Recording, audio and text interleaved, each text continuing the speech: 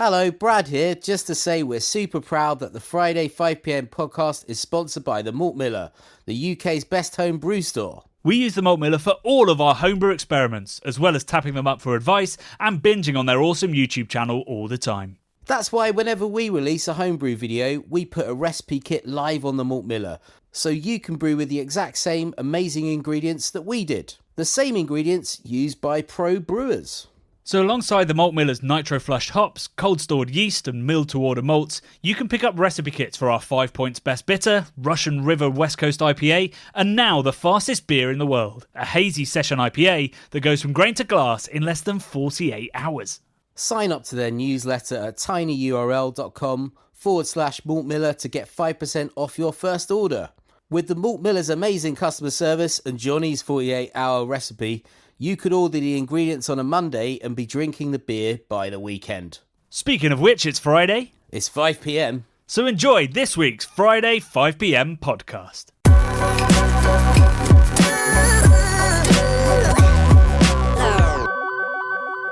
I've got to start with a little disclaimer here, Bradley. Go on. There is a wonderful man building some decking in my garden right now. Go on, build a scene, Johnny. So, I have been having my garden remodeled. Nice. You may remember that the studio was basically in a building site. I still hadn't cleared the ground I dug for the foundations, cleaned up all of the mud that was surrounding it, basically trod all over my turf because I couldn't be bothered to take the garden path down to the studio, saving myself valuable milliseconds by taking that little shortcut.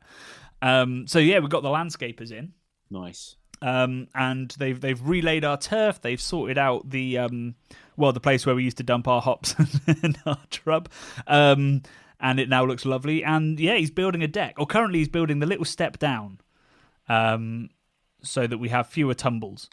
So he's just building that. You might be able to hear the odd drill, the odd saw as he lays that. So yeah, if there's a saw going on, it's not like a horror movie's happening in the studio right now. We actually did a podcast where we called it the Murder Room because it had that definite vibe of a serial killer's secret. Dungeon? Is that the word? I don't know. We did a podcast that was called the Murder Room. Did we? The Murder Shed. Yeah, that was the name of one of our podcasts. Okay. You know, I give these podcasts random names based on what we talked about. Yeah, I'm just trying to think what we were talking about for it to be the Murder Shed. Was it just building it? The studio when it was only painted roughly with the layer paint. What's the primer? Yeah. The layer paint. Yeah. Technical term there, Johnny. Yeah, exactly. Yeah, the primer, and it looked very much like something you'd see on True Detective. Well, yeah. And now it's got the saws, but it hasn't. It's painted, well, not beautifully, but consistently at the very least. Consistently badly. I think it's beautiful. I think it's a beautiful paint job you've done there, Johnny. The layer Thanks, paint friend. Effort that you put in, the foundations of the layer paint really paid off. Actually, inside has got even more beautiful of late. Has it? I've added 2 more plants. Nice. A shelf for my books. Is Craft Beer Channel buying these plants, or is this a Garrett purchase? No, the plants are Johnny. Okay. The plants are Johnny. Cool. The shelf was Craft Beer Channel, but yeah. that's because I bought the shelf a long time ago and then only just got around to putting Nice. it up. What plants are we talking? And of course... Go on, sorry, I've cut you off. Oh, what was I going to say? Oh, yeah, I was going to say the place has got more beautiful as well because my Fortnum & Mason Award is in there. Dropping it again. I got another nomination this week as well. I saw that, Guild of Food Writers. Yeah, man. Drinks Book of the Year, it's nominated. Amazing. But it's nominated against one really good book that I absolutely love. So I'm not sure I'm going to win this one. Well, it's going to be extra satisfying when you crush them. Conan the Barbarian style. Great stuff. That's very much my vibe. Yeah. The amazing book is called The Algorithm. Don't bloody promote them, Johnny. What are you playing at? Yeah, sorry. My book is called Do you know A Year what? and a Bit. Nobody go and look at the Alco poem. What did you call it? Alco what? The Algorithm. I think they should have called it the It's Alco like poem. algorithm, but alk. Yeah, that's already a bad pun. I'm out. Johnny, I'm out. You're if out. this is Dragon's Den, I'm out. As soon as I hear that name, I'm like, nah, see ya. Just dismissed on the pun alone. Alco Rhythm. Nah, that's rubbish. That might... Are they saying that there's a sort of like science to drinking? Because that's bollocks. To taste and to flavour. Oh, okay, so it's like a sort of a micro gastronomic sort of exploration or something, rather than a sort of like, this is the best way to cure your hangover. Scientifically none approved. of that. None of that. Yeah. None of that. No. Right, No, okay. no. Anyway, going back to my plants. Yeah, go on. I don't know what they are. Describe them. Have they got variegated leaves? So are they like different colours within the leaf? Are they sort of long? One of them is. Are they One of them is. Do you know what? I'm going to get the email. I'm going to get the email out where I bought the plants. Is that something we should do? It's pretty. I don't know. It's pretty exciting, mate. I'd like to know where you bought your plants from. If it was a good place, or I buy all my plants from Patch.com. Mate, you are spending the serious wonga. That's a premium plant establishment. You see, I'm not. I'm not, because I went to my local garden centre and the same plants were more expensive in the garden centre. Yeah. IKEA, buddy. You want to check out IKEA? It's crazy. But that's all made of plastic, isn't it? No. They've got incredible plant selection, mate. Incredible. Best value. I've seen people that are obviously florists and own plant shops buying up trays and trays of succulents that they're obviously going to resell. So, this is the thing. They've got the margin to sell stuff cheaper. This podcast has given enough fucking airtime. I've dropped an F-bomb. To goddamn IKEA, Bradley. I'm trying to get as a new sponsor in Patch, and you're sat there going, you know what? Go with this giant corporation, not the small independent plant seller. Well, come on. I like the way Patch name their plants, right? So that the reason I'm why just looking. You don't understand what they're called is because they call like a rubber plant. They'll call it like Charlie or something rather than. Yeah, as far as I'm concerned, I've got Theodore, Susie, and Howard. Oh, Howard's obviously a good guy. He's making me think of Howard from the Halifax advert, who I watched on First Dates the other night from a vintage First Dates. Do you remember Howard? No. What? The singing Halifax bank manager guy? Oh, God. Sorry. I mean, everybody remembers Howard. He's like family to most of the people in the UK. Well, they rooted him out. So he got a bit too greedy, I think, with his fee. His appearance fees, and then do you remember they made him into a little animated I think he was like a claymation or a 3D Howard for a bit. Oh, that's a clever way of getting around it, isn't it? And then we don't need you, we've got clay. Yeah, it's like, screw you, we'll do someone with like a Leicester accent to basically do your voice, and we'll make you out of clay. Fuck you, Howard. Fuck your appearance fee. We're taking you to the Claners. The Claners. Oh, damn. That is strong. I was starting to worry that this podcast was off the rails, but you've brought it right back. Come on. To the Claners. So Howard is an aspidistra. Oh, nice.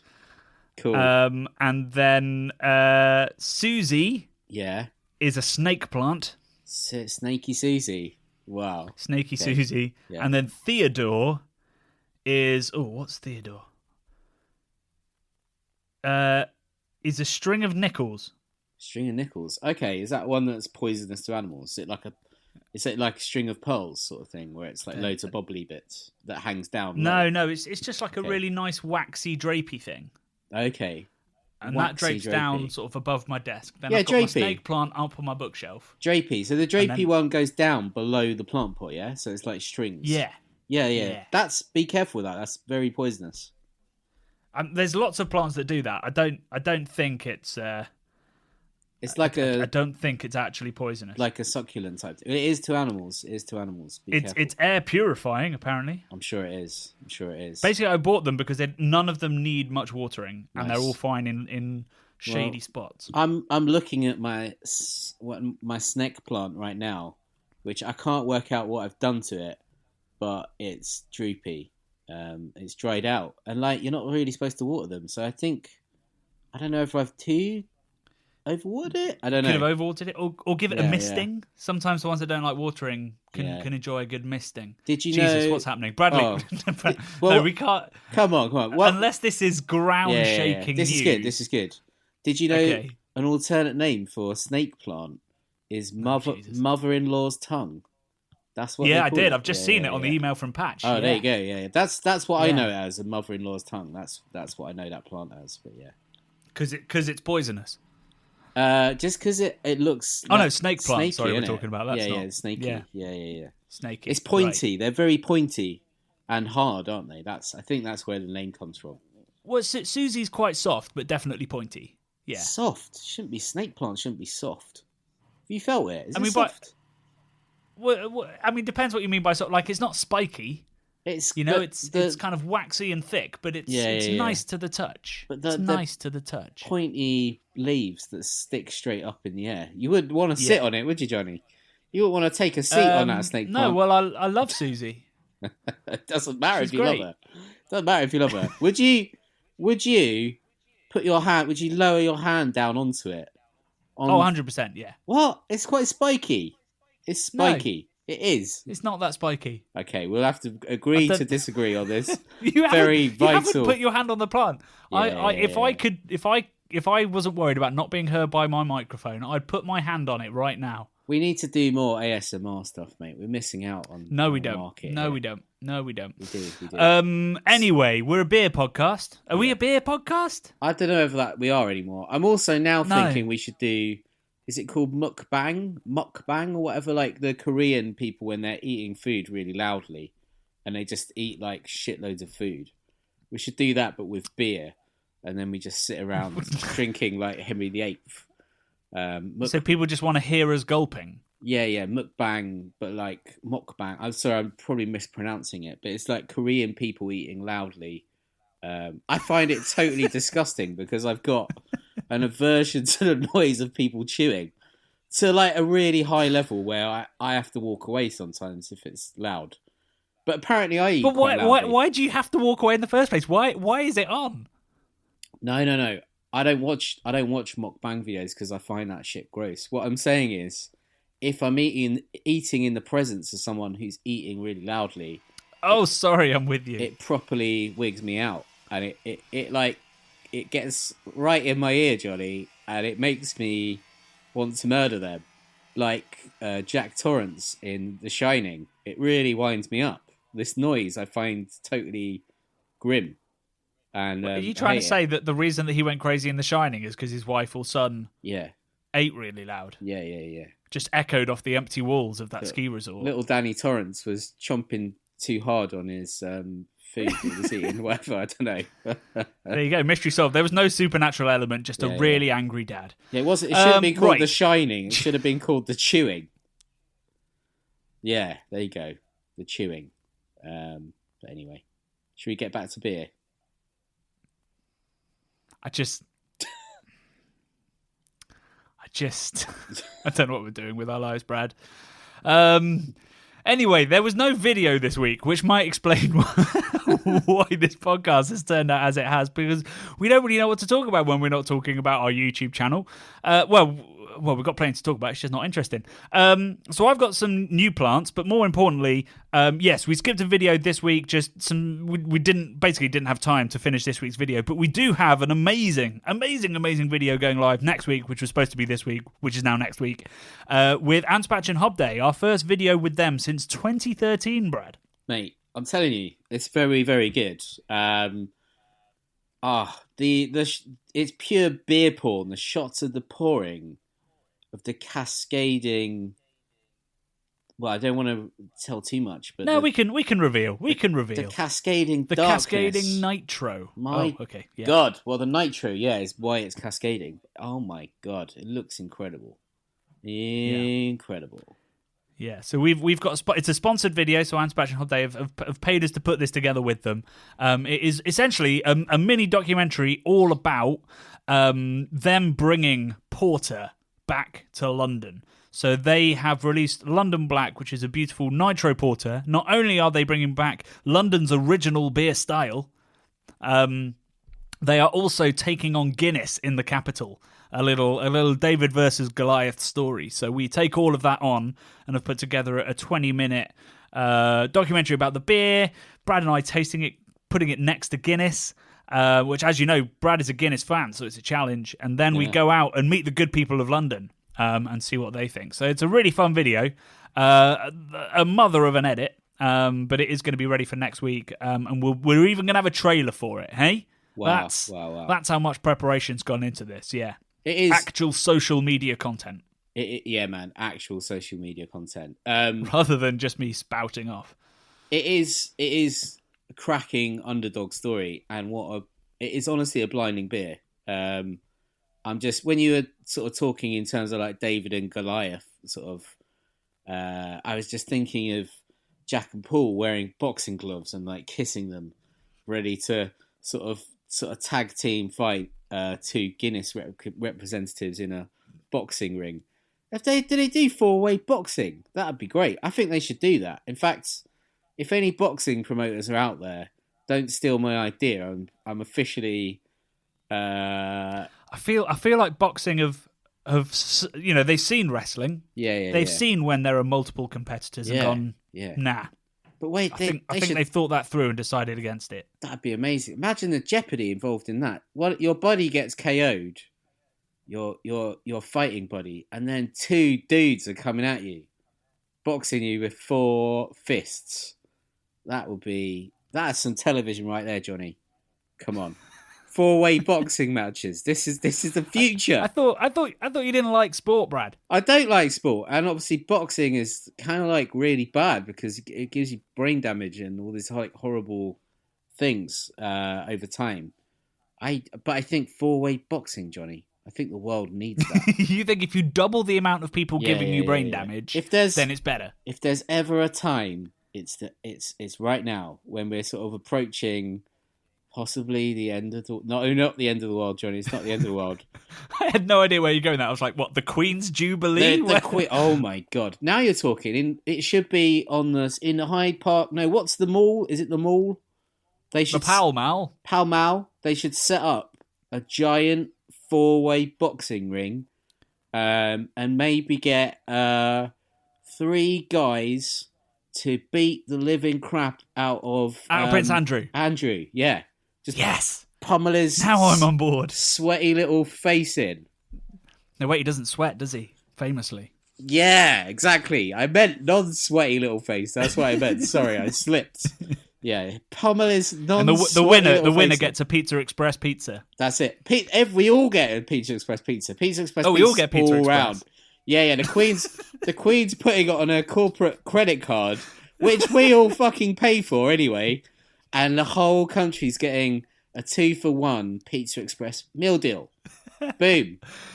See, I was not excited about the Jubilee, but now you are, right? Now I'm on board. Talking of meal deals, Johnny, seeing as we got no beer content, have you seen they're trying to ban Tesco meal deals and other meal deals at lunchtime because they're unhealthy and they promote you to pick up a snack? What do you reckon? Wait. Yeah. Wait. During the pandemic, we were told a sandwich was a full meal. Yeah, I know. Yes. And now they're saying that a sandwich is a snack. No. The snack element is the third component. So it's the extra bit. You get like a drink, you get a sandwich or a roll. I've done a meal deal, Brad. Yeah. And then you get, people out there might not have done, and then you get a delicious bag of crisps or like a chocolate bar, or you could pick up some fruit. Although I don't think they really promote the fruit aspect. I always go for the carrot and hummus as my snack. Carrot and hummus, nice. Yeah. You get that in Tesco, Sainsbury's, and I don't think you can get it in Boots. Well, I tell you what, mate. I don't think you can get it in Boots. I don't often pick up a meal deal, but I picked up one yesterday just to say fuck you to people that are trying to ban them. No, I don't mean that, actually. It probably is a terrible idea. But, I mean, they are good value. But my snack of choice, I got an all-butter flapjack, and it was delicious. Right, yeah, and you're the reason that they're banning them. So buttery. Like a stick of butter, Johnny. I thought, this is probably should be banned. It's butter and oats, right? Should be banned, and really. Should be banned. Should be. Yeah. Should be banned. Anyway, back to... So next week, Anspach and Hobday video. Very excited about that. It'll be going live on Wednesday at the usual time. There will be a Friday 5pm to follow it that's actually about damn beer. Mostly dark beer. So yeah, we're very excited about that. And then we're back to what I would call the... what is it? The usual service? Back to normal service after that. We've got some tasty stuff. We have 2 Patreons who have been they have gone beyond legend status for us. Shout them out, Johnny. Shout them out. I'm going to shout them out. Who's Raddle? Yeah. And Harry. Oh God, I can't remember the rest of the username, but Harry. Yeah. So I was looking into getting like lots of different American regional macro lagers for the next blind taste test, and couldn't get any of them in the UK unless I wanted to buy like 6 cases of them. So, your man who's Raddle, who lives in New England, has gone out and got me as many as he could. Incredible. And then he went to UPS or whatever it was and went to ship it, and they were like, "That's $450, please." Fuck. To ship it. Wow. So, and the beers cost him $34. Oh. So he emailed and was like, "Is this too much?" And I was like, "Yeah, that's probably too much." So luckily, Harry, who is from the UK, is going to New England. He's in New England now. They are meeting today, exchanging the beer, and then Harry is bringing it home in his suitcase. My God. Harry and who's Raddle, you are champions among men. Exactly. Honestly, absolute above and beyond. Harry's going to carry that back for us. Going to mule a suitcase full of incredibly heavy beers. What an absolute There's not G. that many beers. How many There's beers? only about like half a case of beer, like 12. That's still a lot of beers, cans. Yeah, I mean, we're going to pay for his luggage. Yeah. You know, which is significantly cheaper than getting it bloody posted. And both of them are obviously going to get T-shirts, koozies, all kinds of lovely stuff to say thank you, because I cannot express how grateful I am, and now Brad is, that he knows about it. No, that's incredible. It's incredible. We've talked about that. I didn't know they were meeting today. That is monumental. Yeah, this very day. Monumental. Wow. I hope they're meeting somewhere cool. I hope they've gone to Treehouse or something. Holy shit. Can you imagine that? Exchange. Wow. That would be the shadiest exchange ever, wouldn't it? It'd be like, let's go to one of the best breweries in the world and exchange these macro beers. Bud Light. Yeah. Coors Light. Coors Wow. Banquet. Wow. Yeah. Coors Banquet. But I'm excited. What the heck is that? Man. Coors Banquet. Coors Banquet is like it's the legitimate American macro lager. Like we have, well, no, not Pilsner Urquell, that's ridiculous. Whatever the best English, Korev. We'll call it Korev. Well, no, Korev is tasty, but it's such a small brewery. We don't really have one. It's what the beer geeks drink when they just want a trashy lager. Coors Interesting. Banquet. Great name. Yeah. Very so we'll make evocative. sure you're there on the day rather than me relying on getting my friend from the next town over to do the blind pours. We'll get you over and you can try Coors Banquet. Yeah, it's a very evocative name. It's like a sort of like American car naming style when they it is, isn't it? Like Cougar, Puma, Stallion, Stag, Banquet.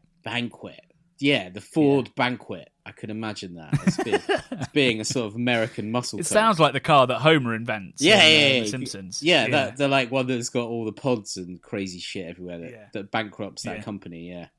Yeah. So that video will be going live in a couple of weeks once I've managed to collect the beers from Harry and indeed bought him a beer. So normal service is resumed in a couple of weeks, and we're very excited about that as well. I think we should do some more like what even is and stuff like that.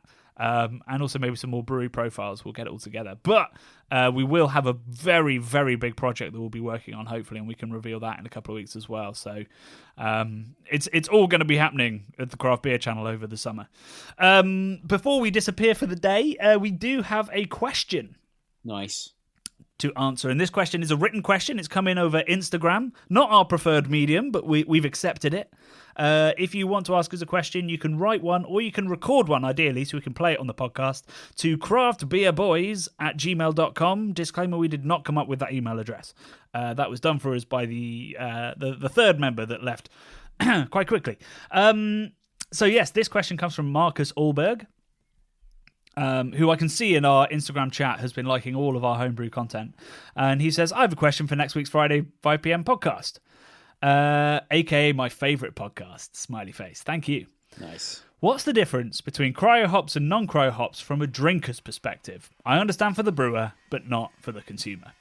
So I am going to explain what it is for the brewer as well, just for anybody that doesn't know what cryo hops are.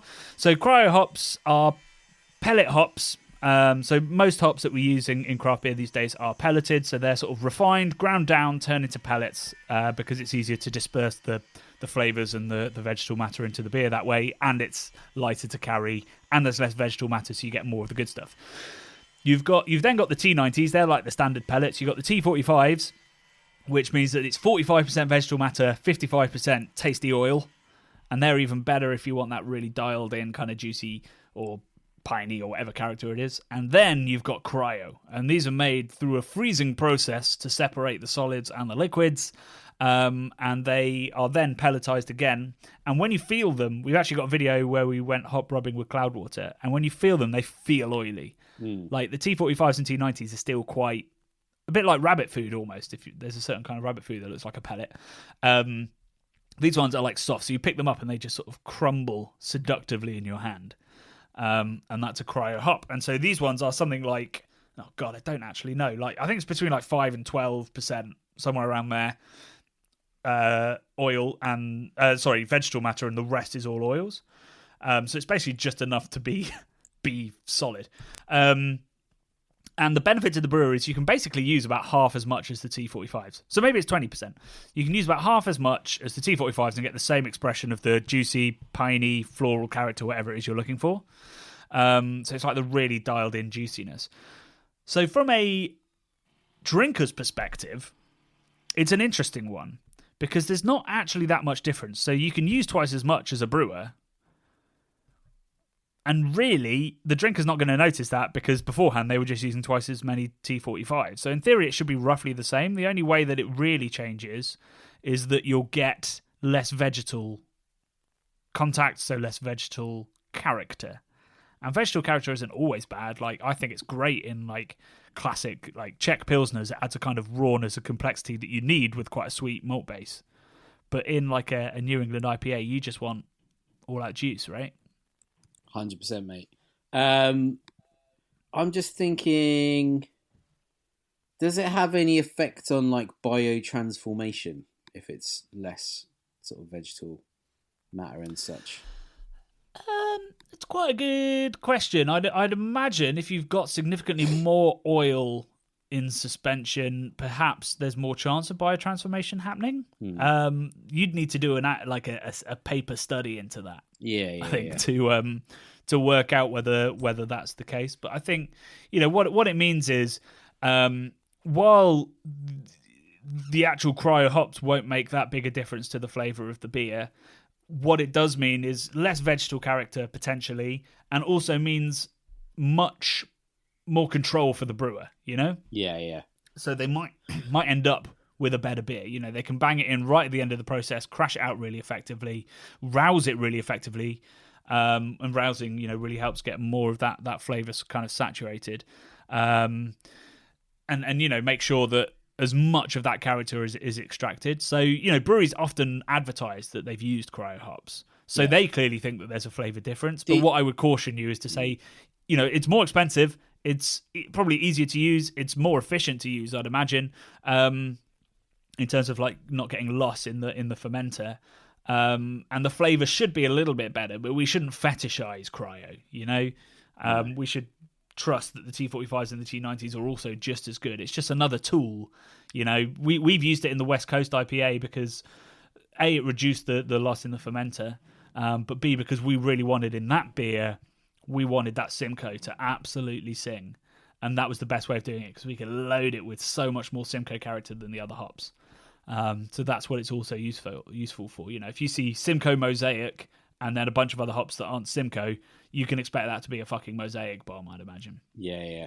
I think genuinely breweries use it as a kind of marketing term as well. I mean, I'm not saying they don't put the Cryo hops in, but it just sounds cool, doesn't it? Cryo hops. It does sound cool, yeah. Very futuristic. And I think they use it as a marketing term, but I don't necessarily agree that that's a fair or good thing to do. No. It's just another tool in the box, isn't it? Really, let's be exactly. honest. Yeah, it's like saying you made this made this thing with a really big hammer. It's but the nail still went in the same way almost. Yeah. Is it almost like Robinson's double strength squash. That is like a sort of like, you know, you have to. It is. You always find the way to put it in layman's terms. Yeah. It's double strength Robinson squash. There you go. And you know you can get a lot of squash out of it. There you go. So don't get me wrong. Yeah. It's like a little, like, you know, you've got your Robinson squash, and you got your double strength squash, or it's like fairy liquid. It goes a lot longer, doesn't it? It goes further than your regular bubbles, Johnny. Maybe. Yep. Whenever you're saying T45, T90, whatever you just said, I just think of Terminator, T1000. My brain goes to Cryo, because he gets like wiped out by the ice, the frozen, what's it called, the dry ice truck thing that just, you know, makes the T1000. What's his name? Robert Patrick, whatever. He gets frozen and then he gets smashed, doesn't he? And, yeah, like, but doesn't fragments. he melt and come back together? Yeah, because he's in like a forge, so he heats up again and then just globules back together. But basically, when you were saying all of that technical stuff, like Homer Simpson, instead of like a monkey juggling in my head, I just saw like a kind of smashing Robert Patrick as a T1000, just getting shot with a shotgun and exploding and stuff. And then that's a cool film. Well, there we go. We've gone completely off topic again. So I think I'm gonna call it. I'm gonna call it time of death. 30 minutes, 27 seconds, and say that we have done remarkably well. Kind of like just a minute, but just 30 minutes to talk endlessly without really mentioning beer. Great. I mean, stuff. hops, but not really beer. So we've done well there, and I hope that we never skip an upload again and have to do this again. But I hope you enjoyed it at home. I hope you enjoy next week's video, because we put a lot of work, a lot of time into it. In fact, we filmed the first part of it in March, and then COVID, diaries, kids, all kinds of things got in the way. So it's been in production for nearly 3 months now. So I'm glad that it's going to finally see the light of day, and I hope you guys all really love it. And we'll be with you next Friday to dissect the Dark Ale.